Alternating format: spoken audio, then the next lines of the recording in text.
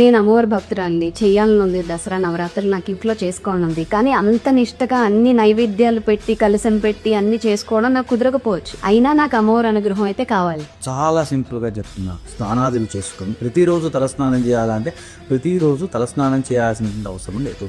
మొదటి రోజు చేయండి, మళ్ళీ లాస్ట్ విజయదశమి రోజు చేసుకోండి. ఆ రోజు పండగ కదా. ఆరోగ్యకరమైనటువంటి ఇబ్బందులు ఉన్నాయనుకోండి, అసలు అది కూడా అవసరం లేదు. అమ్మవారు నువ్వు తలస్నానం చేసావు లేదో చూడదు. చక్కటి ఉతికినటువంటి బట్టలు కట్టుకుని దీపం వెలిగించు. దీపం ఎందుకంటే దీపం జ్యోతి పరం బ్రహ్మ అని చెప్పారు. త్రిమూర్తులు ఉన్నారు దీపస్వరూపంలో. కాబట్టి దీపం ఒక్కటి వెలిగించుకొని కూర్చొని మేము సంకల్పం ఉండి, సంకల్పం సాంస్క్రిట్ లో ఉంటుంది కదండి, మాకు రాదు అంటే తెలుగులో చెప్పుకొని పేరు నక్షత్రం పోతాం. భక్తితో అమ్మన ప్రసాద్ కలుసు. ఓం శ్రీమాత్రే నమః 108 జపం చేసి, అలాగే లక్ష్మీదేవి లక్ష్మీ అష్టకం ఉంది 4 సార్లు చదువు. ఇవాళ మేము ఇంట్లో ఏ ప్రసాదం చేయలేదండి, పండైనా పర్వాలేదు, అది కూడా లేకపోతే ఖర్జూరం అయినా పర్వాలేదు, అది కూడా లేకపోతే కిస్మిస్లైనా పర్వాలేదు, అసలు చూపించి అమ్మవారికి. ఎందుకంటే అమ్మవారి శక్తి అంత, అంటే ఆ వీక్షణ ద్వారా దేవత ప్రసాదాన్ని గ్రహిస్తుంది. మళ్ళా కూర్చొని తెందు దేవత నైవేద్యం సమర్పయామి అంటే మనం, అంటే అందుకే విగ్రహం ముందు పెట్టి మనం చూపిస్తాం. ఈ చూపించటం అంటే ఏమిటండి, అమ్మ దృష్టితోటి పదార్థంలో ఉన్న సారాన్ని లాగేస్తుంది.